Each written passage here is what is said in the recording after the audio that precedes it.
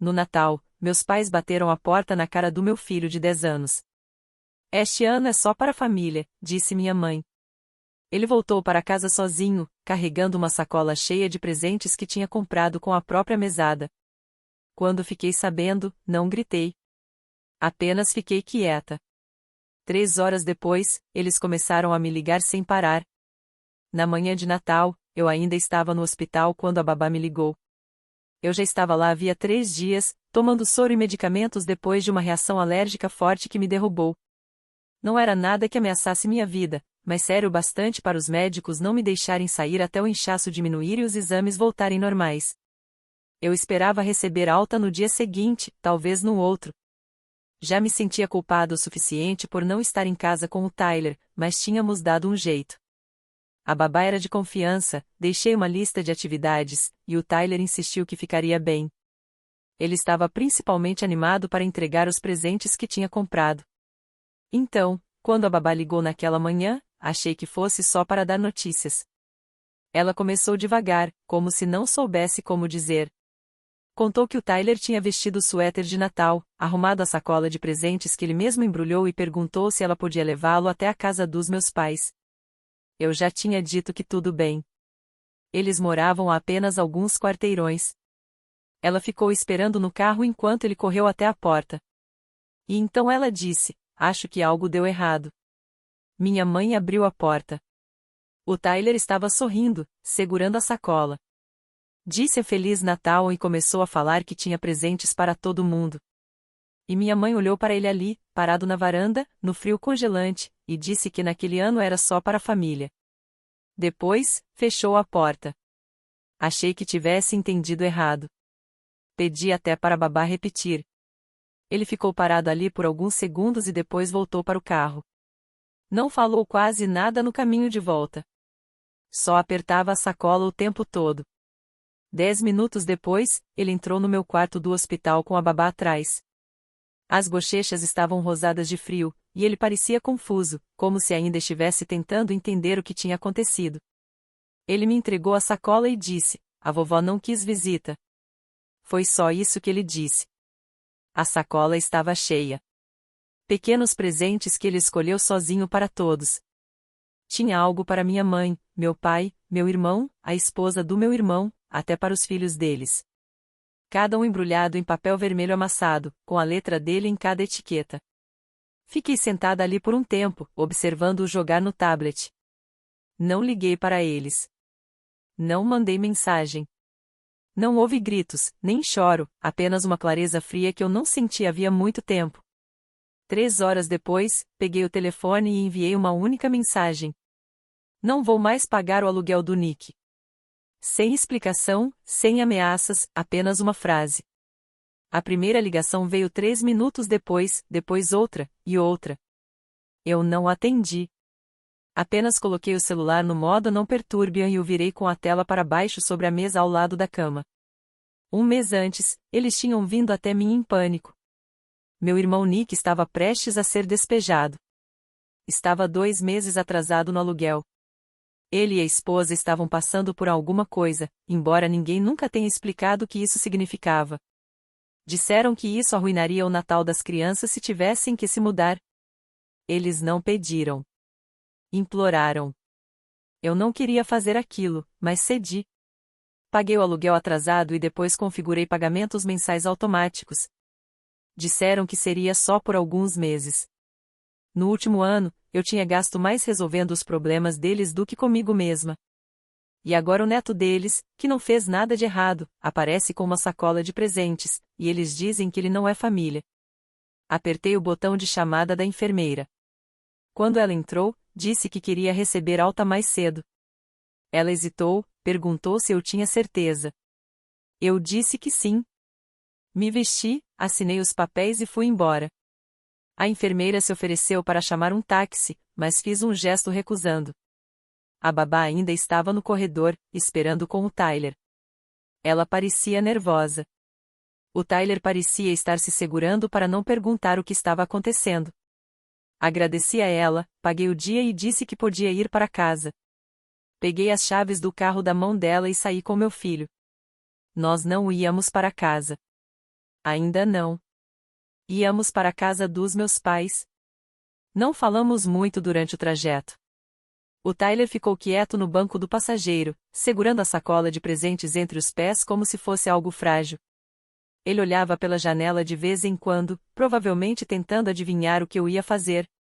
Eu não contei. Eu mesma não tinha certeza até parar em frente à casa dos meus pais e ver todos os carros na garagem. O SUV do Nick, a caminhonete do meu pai, o carro dos sogros do meu irmão. Tanta coisa para um Natal a só da família. O jardim da frente estava exageradamente decorado, como sempre. Bengalas de doce de plástico alinhando a calçada. Um Papai Noel inflável e um boneco de neve caídos um contra o outro. Aquele rena luminosa ridícula, com um dos chifres meio murcho. Quem olhasse pensaria que era uma casa cheia de calor e acolhimento. Estacionei do outro lado da rua e disse ao Tyler que entraríamos só por um minuto. Ele não perguntou por quê. Apenas disse então e saiu comigo. Bati uma vez. Minha mãe abriu a porta, sorrindo no início, como se estivesse esperando outra pessoa. Então ela nos viu. O sorriso desapareceu. Perguntou o que estávamos fazendo ali. Eu disse que precisávamos conversar. Os olhos dela desceram até o Tyler e depois voltaram para mim. Ela não nos convidou para entrar. Nem sequer abriu mais a porta. Eu passei por ela mesmo assim e disse ao Tyler para esperar logo ali dentro. A sala estava cheia de papel de presente, pratos com biscoitos pela metade e o som dos filhos do meu irmão gritando em algum lugar no corredor. Meu pai veio da cozinha com um copo na mão e me lançou o mesmo olhar surpreso e vagamente irritado. Perguntei por que tinham mandado meu filho voltar para casa. Minha mãe pareceu desconfortável por um segundo, depois disse que não sabia que ele viria, que tinham planejado manter tudo apenas entre a família naquele ano. A voz dela estava dura e apressada, como se quisesse encerrar o assunto logo. Perguntei se os sogros do Nick faziam parte dessa definição. Ela desviou o olhar. Meu pai disse que o Tyler não deveria ter aparecido sem avisar, que isso os colocou numa situação constrangedora. Disse que a babá deveria ter perguntado antes.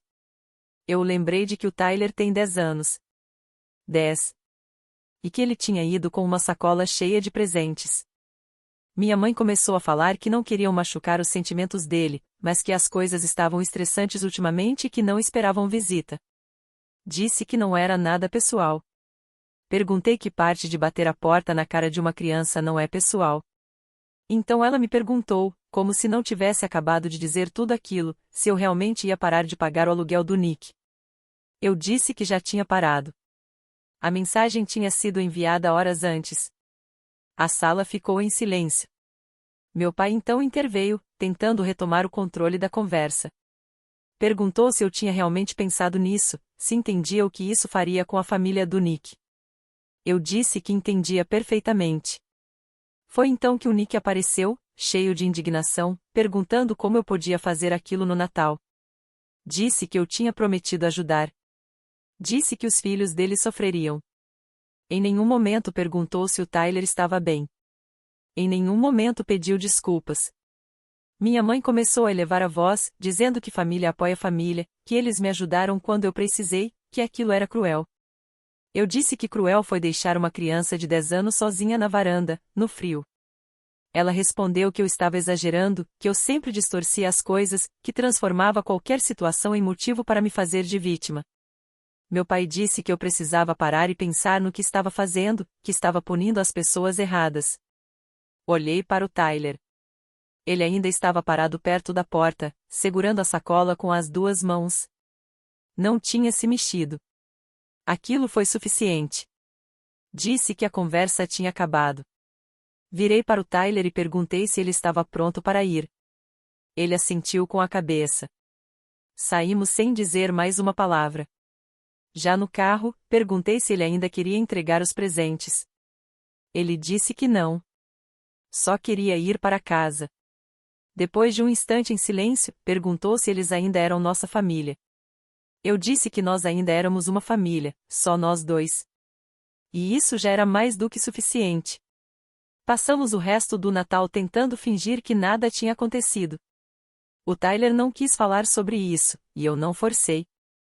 Fiz panquecas para o jantar, daquelas com gotas de chocolate em forma de bonecos de neve, e ficamos no sofá assistindo a um filme que já tínhamos visto umas 100 vezes. Eu ficava olhando para ele, esperando as lágrimas, as perguntas, a confusão. Mas elas não vieram. Não naquele momento. Ele apenas se encostou em mim e ficou quieto. Só fui olhar o celular depois que ele adormeceu. Foi então que vi a muralha de mensagens. Primeiro da minha mãe, depois do meu pai. As primeiras eram desesperadas. Como assim você não vai mais pagar o aluguel dele? Jéssica, este não é o momento para joguinhos. É Natal. Precisamos conversar. Não. Depois veio a culpa. Ele é seu irmão. Ele tem filhos. Você não entende como as coisas estão difíceis para ele. Sempre nos apoiamos como família. Pense no que já fizemos por você. Pense em como ajudamos quando você estava passando por dificuldades. E, por fim, a raiva. Você está transformando isso em algo sobre você. O que você está fazendo é cruel.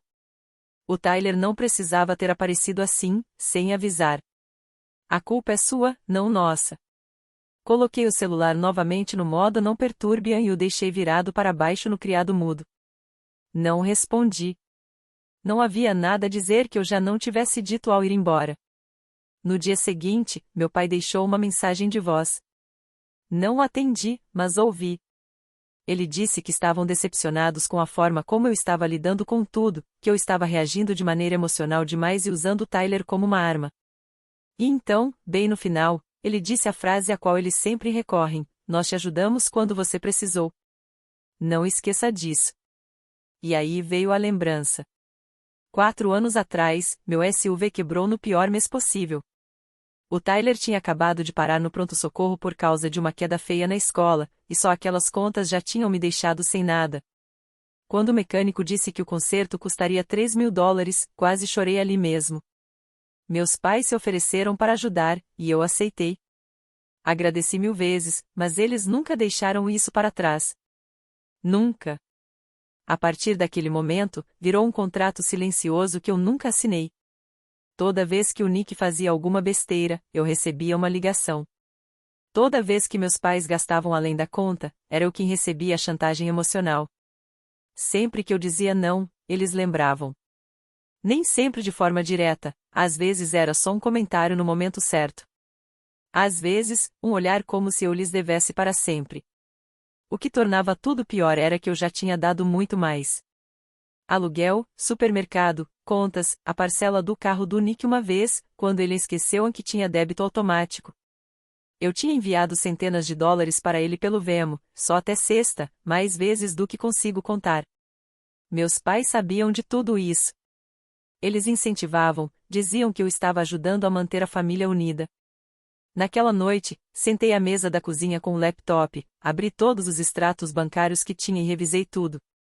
Cada dólar que enviei ao Nick, cada vez que paguei uma conta dos meus pais, cada situação em que os tirei do aperto. Levou quase 3 horas. Quando cheguei ao total, senti o estômago afundar, mais de $18.000 só nos últimos 2 anos. E isso sem contar o bônus de Natal de $1.200 que eu tinha usado para cobrir o aluguel do Nick no mês anterior. Acrescentei mais $3.000 ao valor, só para garantir, por causa do câmbio. Depois entrei na minha conta bancária e agendei uma transferência de exatamente $3.000 para a conta dos meus pais. Nem um centavo a mais, nem a menos. No campo de descrição, escrevi, para o câmbio. E enviei. Sem mensagem depois, sem explicação, nada mais. Eu esperava a explosão, mas ela não veio, nem naquela noite nem no dia seguinte. Silêncio total. Isso me preocupou mais do que qualquer gritaria. Significava que eles estavam se reorganizando, tentando descobrir de que ângulo viriam em seguida. Eu sabia que o Nick provavelmente estava enlouquecendo os telefones deles, reclamando do aluguel, dos filhos, de como tinha contado comigo. E agora, de repente, eu não era mais a rede de segurança. E, pela primeira vez em anos, isso não era mais problema meu. Eles não tinham mais nada para jogar na minha cara. Nem o câmbio, nem o que fizemos por você, nem a culpa. Eu tinha devolvido. tudo. E eles teriam que engolir isso. Demorou 3 dias até ouvir qualquer coisa. Um silêncio longo e calculado, que, se você conhece meus pais, é o barulho mais alto que eles sabem fazer. E então, finalmente, como um relógio, veio a mensagem da minha mãe. Recebemos o dinheiro. Não era necessário, mas obrigada. Nenhum carinho, nenhum pedido de desculpas, nenhuma menção ao Tyler. Apenas um reconhecimento frio, como se eu fosse uma cliente que finalmente quitou uma dívida. 5 minutos depois, como se a primeira mensagem tivesse sido apenas a preparação, veio a seguinte: então, você pretende voltar a pagar o aluguel do Nick no próximo mês ou isso ainda é por causa do que aconteceu no Natal? Ainda é por causa do que aconteceu no Natal? Essa frase me fez parar de ler. Eu até ri, mas não porque fosse engraçado. Eles achavam que se tratava de um único dia, de um mal-entendido. Como se o Tyler aparecer com uma sacola cheia de presentes e ser mandado embora não tivesse sido um momento decisivo para ele e para mim. Como se eu já tivesse que ter superado aquilo. Não respondi. Horas depois, meu pai tentou a abordagem dele. A mensagem era mais longa e pior. Sabemos que você está magoada, mas o Nick está num momento muito frágil. Se algo acontecer com a família dele, se forem despejados ou coisa pior, isso vai ser por sua conta.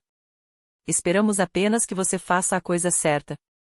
E assim, de repente, eu era responsável pela vida de outra pessoa. Não importava o fato de o Nick ter 37 anos, se recusar a manter um emprego fixo e achar que fazer orçamento significa me ligar quando o dinheiro acaba. Não importava que eu tivesse ajudado mais do que qualquer um. Ainda era comigo. Mas então aconteceu algo que eu não esperava. A esposa do Nick me mandou uma mensagem. Nós não somos próximas. Nunca fomos. Ela sempre fica quieta quando estou por perto, meio que entra e sai das conversas, como pessoas que aprenderam a não ocupar espaço. Mas a mensagem dela foi curta e honesta. Só quero que você saiba que não concordei com o que eles fizeram com o Tyler. Eu disse ao Nick que aquilo estava errado. Ele não ouviu. Depois de uma pausa, veio outra parte. Além disso, ele mentiu. Disse aos seus pais que estava atrasado só um mês. Na verdade, são 3. Ele não paga o aluguel desde outubro. Li a mensagem 3 vezes. Achei que tivesse entendido errado. Eles tinham vindo até mim desesperados, implorando porque ele estava prestes a atrasar, mas ele já estava afundado havia meses. Só não quiseram admitir. Nem para si mesmos, nem para mim. Então embrulharam a mentira em urgência, usaram a culpa para me empurrar a salvá-lo, e depois expulsaram meu filho da varanda deles. Abri o aplicativo do banco de novo. Os pagamentos que eu tinha feito cobriam apenas novembro e dezembro. Nada antes disso. Eles tinham deixado outubro em aberto e esconderam, esperando que eu entrasse rápido bastante para tapar o buraco inteiro sem fazer perguntas, porque era isso que eu sempre fazia. Fiquei alguns minutos encarando a tela e percebi algo que eu nunca tinha permitido admitir antes. Nenhum deles via o Tyler como parte dessa família. Não de verdade. Não da mesma forma que viam os filhos do Nick. Ele era tolerado, bem-vindo quando era conveniente, mas nunca escolhido, nunca protegido. Então o Nick me mandou mensagem diretamente. A primeira em semanas. Você deixou a mamãe e o papai todos agitados. Belo trabalho. Bem maduro. Você sabe que isso não é só sobre mim. Meus filhos precisam de uma casa estável. A gente contava com você, com a sua família. Se comporte como tal. E lá estava de novo aquela palavra, família. A palavra mágica que todos eles usam como arma no segundo em que precisam de alguma coisa. Família quando significa sacrifício, mas só o seu.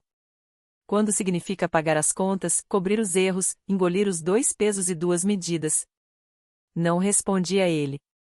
Em vez disso, fiz outra coisa. Encaminhei toda a conversa, tudo que tinha vindo dos meus pais e agora do Nick, diretamente para a esposa dele. Acrescentei apenas uma linha: sinto muito por você estar no meio disso, mas eu estou fora de vez. Ela não respondeu na hora. Algumas horas depois, vi que ela tinha reagido à mensagem com um joinha, nada mais. Mas eu entendi exatamente o que aquilo significava. Talvez ela tivesse entendido. Ou talvez estivesse apenas cansada também. De qualquer forma, eu sabia que tinha feito o que precisava ser feito. Eles esperavam que eu voltasse rastejando. Achavam que a minha culpa ia falar mais alto que a dor do meu filho. Pensaram que jogar a palavra família como confete resolveria tudo. Mas eu nunca tinha tido tanta certeza de nada na minha vida. Eles não tinham mais o poder. E da próxima vez que algo desmoronasse no mundo deles, teriam que ligar para outra pessoa. Demorou uma semana inteira até eu ouvir deles de novo. 7 dias de silêncio, como se estivessem deixando o drama baixar antes de voltar ao jogo habitual de manipulação embrulhada em culpa. Eu não esperava um pedido de desculpas naquele ponto. Nem sequer esperava que reconhecessem o que tinham feito. Mas também sabia que eles não ficariam quietos para sempre. Não é assim que eles funcionam. Veio como uma mensagem de voz da minha mãe. Eu não o ouvi de imediato. Vi a duração pouco mais de 3 minutos e deixei ali, parada. Eu não estava no clima para ouvir desculpas ou broncas passivo-agressivas enquanto Tyler estava ao meu lado, montando torres de Lego. Mas mais tarde naquela noite, depois que ele foi dormir, finalmente apertei o play. Sentei à mesa da cozinha com uma xícara de café já frio e o celular no viva voz. Ela começou com um suspiro, depois veio aquele tom que ela só usava quando tentava parecer razoável, suave, cuidadoso, medido demais para ser verdadeiro. Disse que esperava que eu tivesse tido tempo de me acalmar e que não estava deixando as emoções estragarem algo tão importante quanto a família. Em seguida, escorregou a ideia de que as coisas tinham saído um pouco do controle, mas que todos nós cometemos erros. E então veio a frase que eu já sabia que ouviria antes mesmo de ela dizer: "Você sabe, nós fizemos muita coisa por você. Nós te apoiamos quando as coisas estavam difíceis. Não se esqueça disso."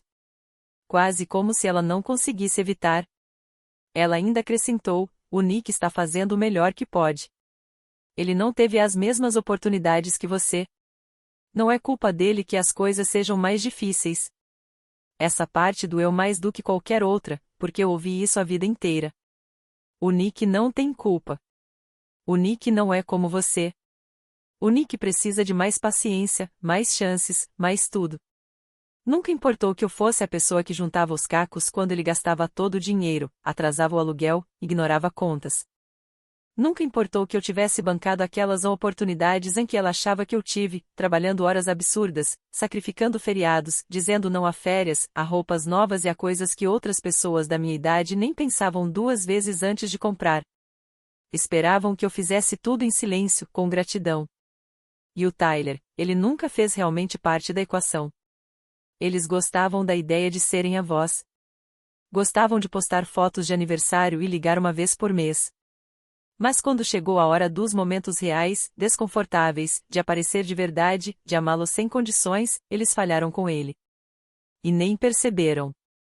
Nem perceberam. Eu não respondi à mensagem dela. Não precisava. Eu já tinha tomado minha decisão, e aquilo só a confirmou. Na manhã seguinte, resolvi tudo. Cancelei a transferência automática do aluguel do Nick. Removi os perfis dos meus pais de todas as contas que eles vinham usando serviços de streaming, armazenamento em nuvem, até um aplicativo de entrega de supermercado que eu tinha deixado por causa de uma emergência. Abri novamente a planilha, aquela que comecei quando somei todo o dinheiro que gastei ao longo dos anos, aluguel, contas, mercado, emergências, o câmbio. Olhei para aquele total e percebi algo importante. Eles não estavam apenas drenando minha conta bancária. Estavam drenando a minha paz.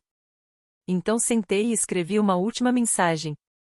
Daqui para frente, não vou fornecer mais nenhum tipo de apoio financeiro. Isso inclui o Nick, a família dele ou qualquer coisa relacionada a ele. Já devolvi o que devia. Por favor, não entrem mais em contato comigo pedindo dinheiro. Se o Tyler não é bem-vindo na casa de vocês, então eu também não sou. Simples. Verdade. Enviei a mensagem para os dois e desliguei o celular. 3 dias depois, o Nick quebrou o silêncio. Uma mensagem de voz. Não atendi, mas ouvi enquanto escovava os dentes. Ele parecia à beira de perder o controle. Disse que não acreditava que eu ainda estivesse presa ao que tinha acontecido, que eu tinha virado nossos pais contra ele, o que é até engraçado, porque, se algo mudou, foi pouco, eles ainda o tratam como realeza. Disse que os filhos dele estavam com medo, que o aluguel estava atrasado, que isso ia arruinar a vida deles. E então veio o golpe final: você teve a sorte de a mamãe e o papai terem te ajudado quando você estava desmoronando. Mas no segundo em que eu preciso de ajuda, você foge. Aquilo foi o limite para mim. Enviei uma última mensagem, eu paguei tudo de volta. Cada centavo, e até mais. Acabou. Em seguida, bloqueei o número dele, o dos meus pais e todos os contatos alternativos. No começo, foi estranho. Eu ficava checando o celular como se estivesse perdendo alguma coisa, como se um fio invisível fosse puxar e me trazer de volta. Mas nada aconteceu. Nenhuma emergência, nenhum desastre. Só silêncio. E aquele silêncio foi bom. Naquela noite, eu e o Tyler fizemos um jantar tardio. Waffles congelados, chantilly e calda. Ele perguntou se podíamos montar nossa pequena árvore de Natal de novo, só por diversão. Eu disse que sim. Decoramos com enfeites desencontrados, bengalas de doce antigas e uma estrelinha de papel que ele fez no segundo ano. Então ele me olhou e perguntou, não triste, não bravo, só curioso: a gente não vai mais ver a vovó e o vovô? Eu disse que não. Não por enquanto, talvez nunca. Ele apenas assentiu e voltou a ajeitar a estrela torta no topo da árvore. Eu gosto mais daqui, ele disse. Eu também. Já faz um mês. Nenhuma mensagem, nenhuma ligação, nenhum pedido de desculpas de última hora. Só silêncio. E foram os 30 dias mais tranquilos de que me lembro em anos. No começo, achei que sentiria culpa. Esperava acordar me perguntando se tinha ido longe demais, se cortar meus pais e meu irmão era algo drástico demais.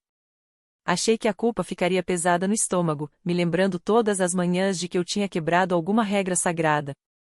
Mas isso nunca veio. O que veio foi um tipo estranho de liberdade. Nada de ligações tarde da noite perguntando se eu podia cobrir só mais uma coisa. Nada de grupos de mensagens tentando me puxar para alguma obrigação disfarçada de evento familiar.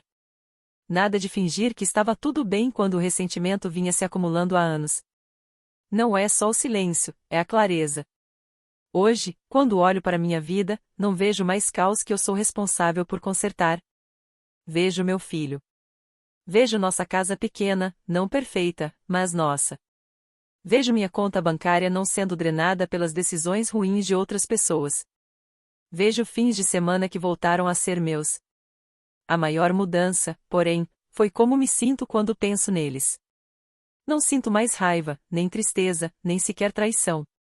Só sinto que acabou, como se o cordão tivesse sido finalmente cortado e eu não estivesse mais sangrando por isso. Curiosamente, a única atualização que recebi sobre eles não veio de nenhum deles. Veio por meio de outra pessoa.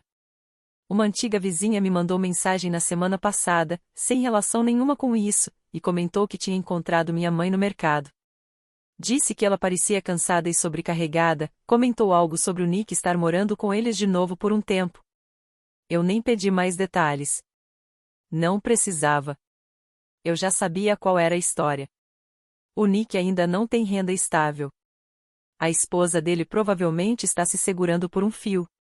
Meus pais devem estar cobrindo tudo outra vez, financeiramente e emocionalmente. E provavelmente estão espalhando a versão deles, dizendo que eu sou fria ou ingrata para quem quiser ouvir. Consigo imaginar palavra por palavra. Mas aqui está a questão: eu não me importo. Que expliquem a minha ausência do jeito que quiserem. Que carreguem o peso do Nick até não aguentarem mais. Que fiquem sentados no caos que se recusaram a arrumar. Aquele que sempre esperaram que eu resolvesse. Eu não faço mais parte disso. E, pela primeira vez, enxergo a verdade com clareza. Eles nunca me ajudaram porque acreditavam em mim. Ajudaram porque esperavam ser pagos em lealdade. Lealdade permanente, inquestionável. Mas se enganaram. Eu paguei essa dívida repetidas vezes, de maneiras que quase me quebraram. Então, eu parei. Eu ainda fiz mais uma coisa, só para tornar tudo definitivo. Enviei aos meus pais um recibo pelo correio. Não um recibo sarcástico, um de verdade. Imprimi uma lista de todas as transferências que fiz, cada pagamento de aluguel, cada conta de serviços, cada compra de supermercado. E, no final, escrevi: conta quitada. Saldo zerado. Não entrem mais em contato comigo pedindo dinheiro. Não tive resposta. Nem esperava. Esse não era o objetivo. O objetivo era fechar o capítulo de um jeito que parecesse real, final. Eu não estou com raiva. Não estou triste. Estou livre. Quanto ao Tyler, ele está florescendo mais leve, mais confiante. Ele não pergunta mais sobre eles. Não porque eu tenha pedido, mas porque acho que ele entende a escolha que fiz. Eu escolhi nós. E escolho nós de novo, todas as vezes. Às vezes me pego pensando no que eles dizem sobre mim agora. Para amigos, parentes distantes, para qualquer um que pergunte por que eu não estava no jantar de Natal ou porque simplesmente parei de aparecer. Tenho certeza de que existe uma versão da história em que eu sou fria, dramática, talvez até vingativa. Talvez digam que eu perdi a cabeça. Talvez contem que virei as costas para a própria família. Mas eu não perco o sono por causa disso. Porque eu sei a verdade. E, mais importante, meu filho também sabe. Existe uma coisa que fazemos agora, meio sem querer. Todo domingo à noite, cozinhamos algo novo juntos. Começou porque eu queria ensinar algumas receitas ao Tyler, mas virou a nossa própria tradição. Só nós dois. Ele escolhe a receita, eu compro os ingredientes, e transformamos a cozinha numa zona de desastre coberta de farinha. É bagunçado, barulhento, cheio de erros, e ninguém é mandado embora na nossa mesa.